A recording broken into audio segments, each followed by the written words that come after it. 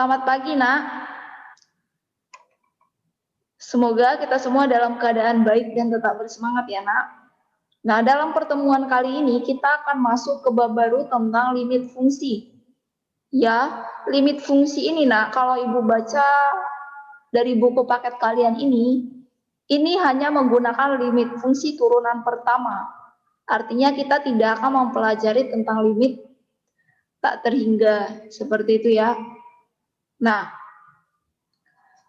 sebelum kita masuk dalam penyelesaian soal-soal dalam bentuk soal limit, kita harus tahu dulu, nah, apa itu konsep limit itu seperti apa.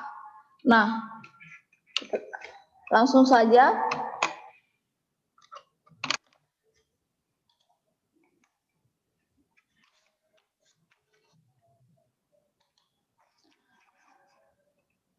Limit fungsi itu, Nak, memiliki pengertian adalah suatu bilangan yang hampir atau mendekati nilai pada suatu bilangan tertentu. Ingat ya, suatu bilangan yang hampir atau mendekati nilai pada suatu bilangan tertentu.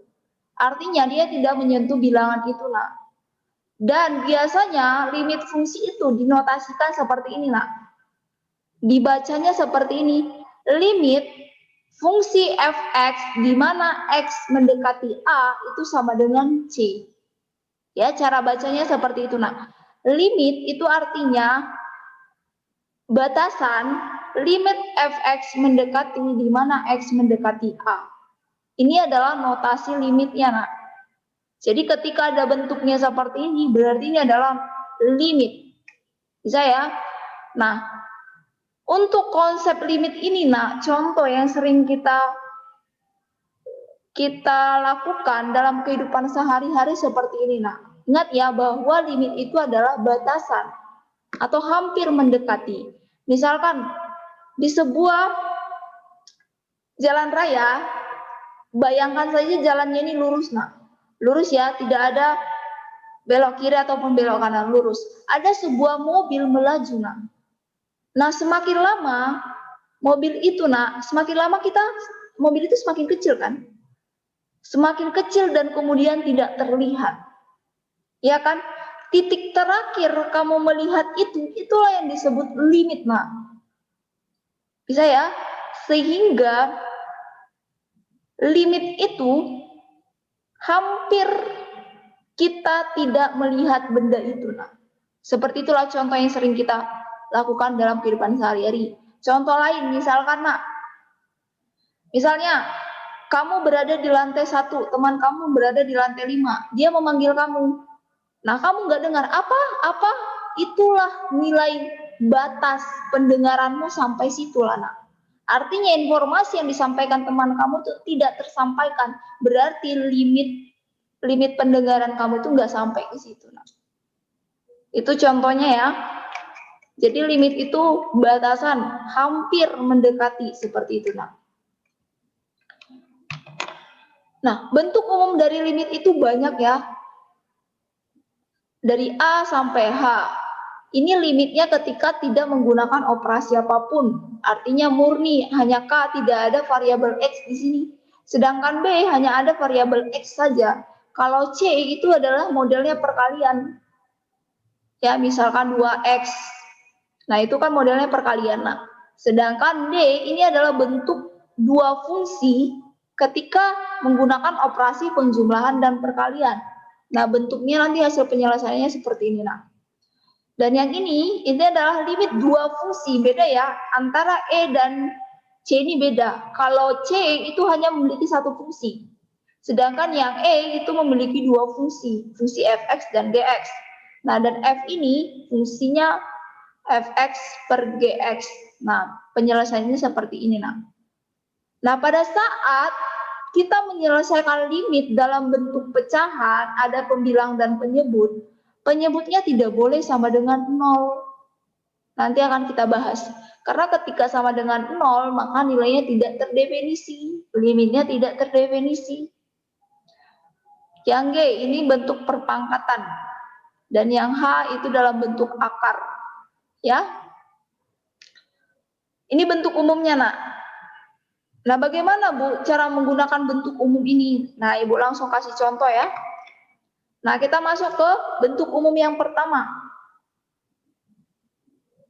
Bentuk umum yang pertama, yang A ya nak ya, perhatikan yang A. Yang A itu kan limit X, limit K, di mana X mendekati C. Misalkan Ibu buat misalnya limit X mendekati, limit 3, di mana X mendekati 1. Berapa nilainya nak? Coba perhatikan, di sini tidak ada X di sini nak. Di sini tidak ada X. Ya, karena tidak ada X, maka nilainya 3. Bisa? Nah, sekarang kita ke bentuk umum yang kedua. Jika diketahui limitnya, misalnya Ibu kasih contoh limit X mendekati min 1, di mana fungsinya adalah X. Nah, ini tinggal kita substitusikan aja, nak. Diketahui kan X-nya di sini mendekati min 1. Jadi X-nya ini nilainya tinggal kita buat.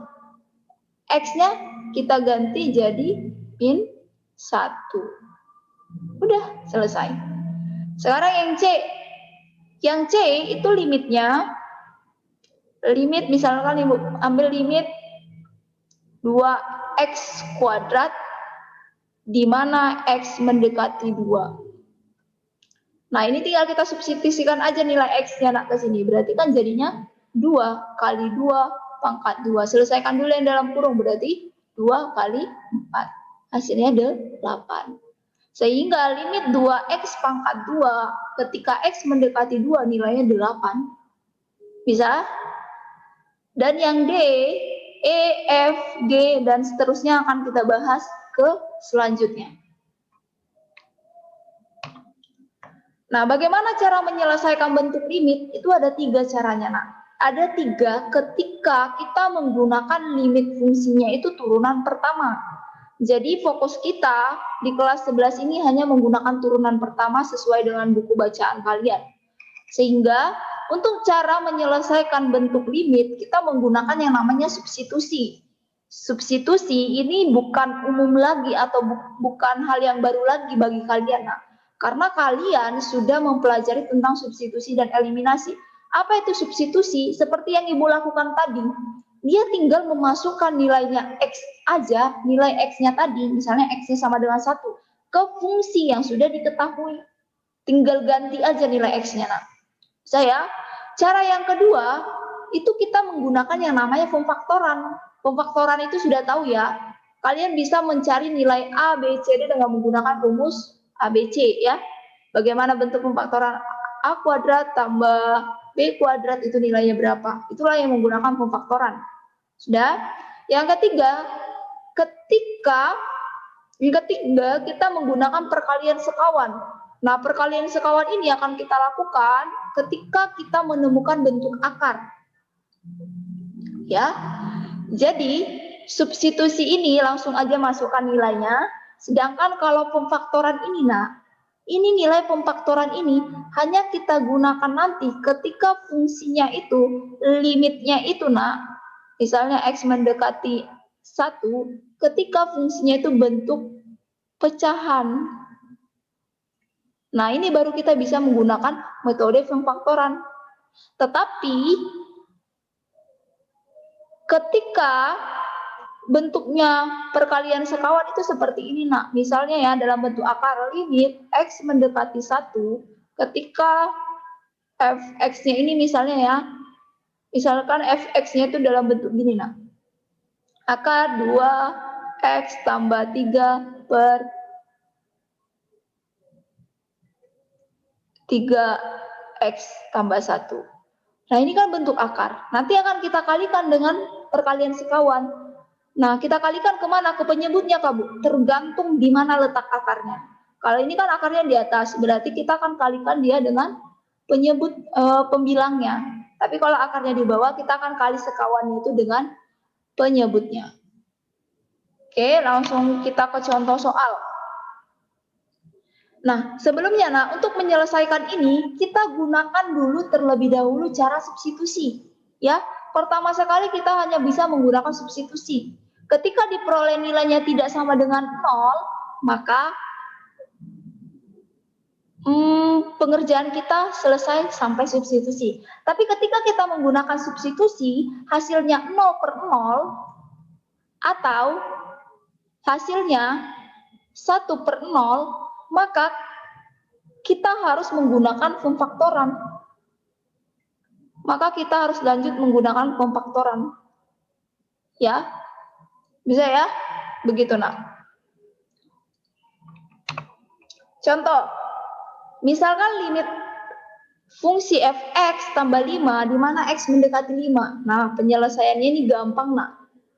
Nah, penyelesaiannya seperti apa? Maka, tulis lagi, limit x mendekati 5, di mana fungsinya adalah 4x tambah 5. Maka, tinggal kita gantikan aja x-nya ini ke 5. Berarti sama dengan 4 kali 5, karena x-nya tadi 5 ya, nak ya, tambah 5. Maka sama dengan 20 ditambah 5. Maka sama dengan 25. Sehingga diperoleh limitnya ini adalah 25. Bisa? Karena dia tidak menghasilkan 0/0 atau bilangan apapun yang dibagi 0, maka penyelesaian kita sampai di sini, nak. Oke? Sampai di sini. Udah sampai sini aja. Terus contoh yang kedua. Nah, untuk penyelesaian ini kan bentuknya dalam bentuk pangkat ya.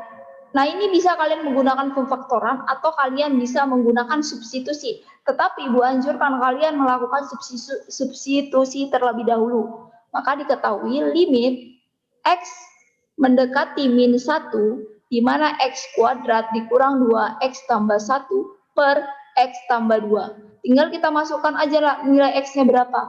Ini kan x pangkat 2 berarti min 1 kuadrat dikurang 2 kali min 1 ditambah 1 per min 1 ditambah 2. Tinggal kita selesaikan. Min 1 kali min 1, 1. Min 2 dikali min 1 plus 2 tambah 1 per min 1 ditambah 2 hasilnya 1. Maka hasilnya adalah 1 tambah 2 3 tambah 1 4 per 1 atau sama dengan 4.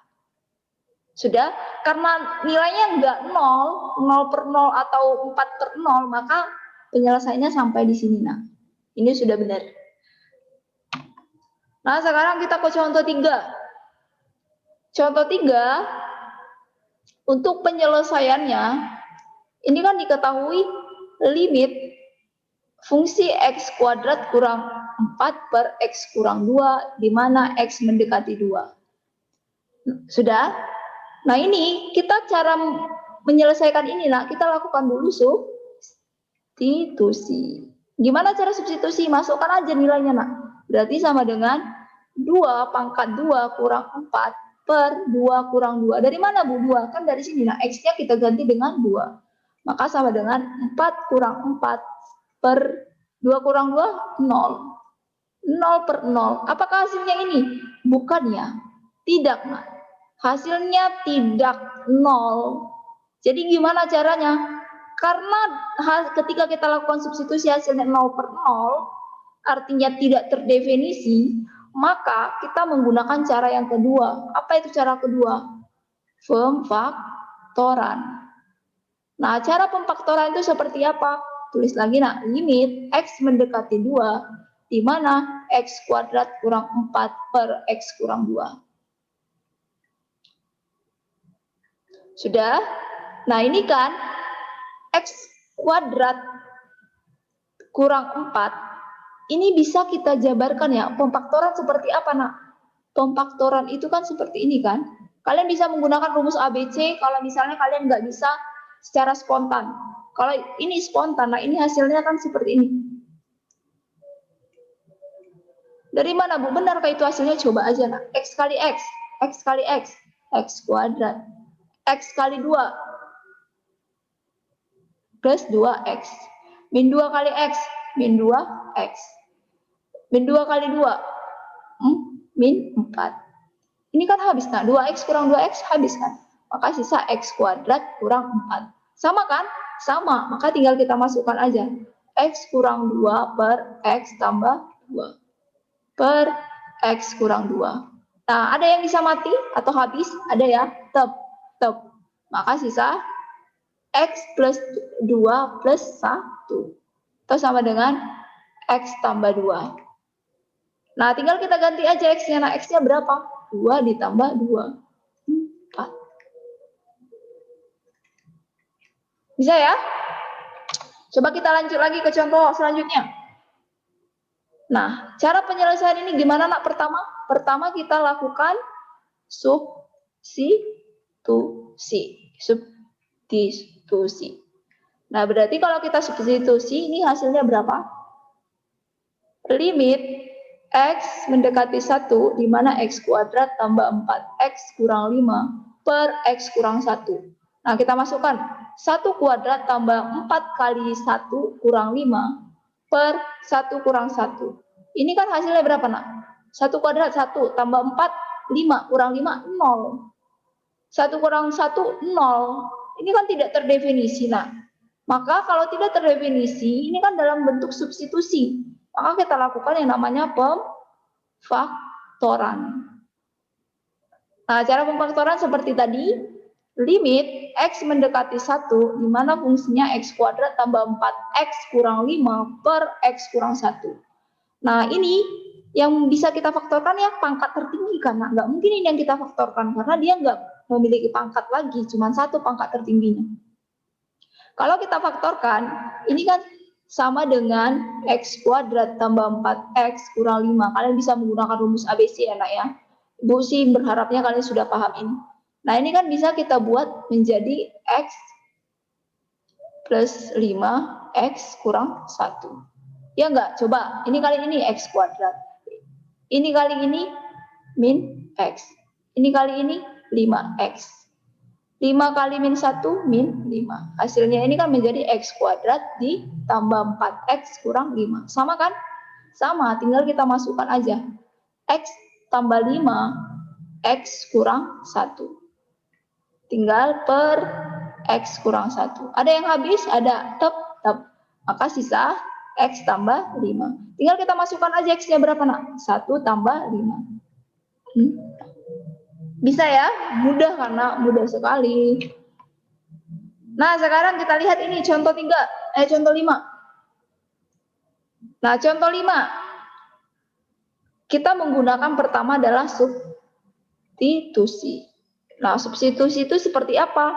Ya, tadi, nah, limit x mendekati 2, di mana x kurang 2 per akar x kurang akar 2. Ini kan sama dengan 2-nya ganti, nak. 2 kurang 2 per akar 2 kurang akar 2.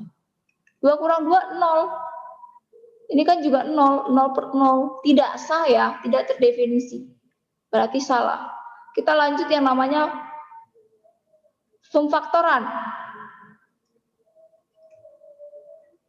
Nah, kalau pemfaktoran itu, nah akarnya itu harus, pangkatnya itu harus ada pangkat tertingginya 2 atau selebihnya. Nah, ini kan pangkat tertingginya hanya ada 1. Berarti pemfaktoran nggak cocok digunakan. Sehingga kita menggunakan perkalian sekawan. Perkalian sekawan. Gimana, Bu, cara perkalian sekawan? Sudah lah ya, sudah tahu lah, Ibu yakin. Limit x mendekati 2, di mana fungsinya x kurang 2 per akar x kurang akar 2. Ini kan, kalikan, nak, dengan sekawan. Maka ini kan diperoleh limit x mendekati 2, x kurang 2 per akar x kurang akar 2. Coba lihat, di sini yang memiliki akar yang mana? Penyebutnya, karena penyebutnya, maka kalikan dengan penyebutnya, tetapi dengan catatan operasinya berubah tanda menjadi tambah.